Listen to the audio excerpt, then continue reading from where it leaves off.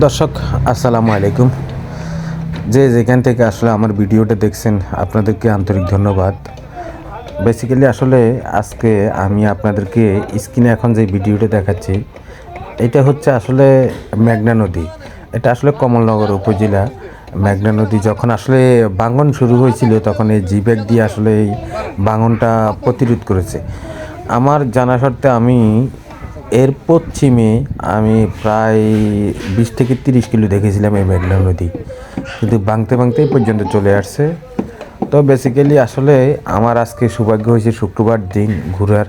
তো আমি যখন মেঘনা নদীর তীরে যাওয়ার পরে দেখলাম যে জিব্যাগ দিয়ে এখানে বালু ভরাট করে যে নদীটা আসলে বেঁধেছে, তাই আসলে এই জন্যে আসলে সামনের যে বাড়িঘরগুলো আছে এগুলো রক্ষা পেয়েছে।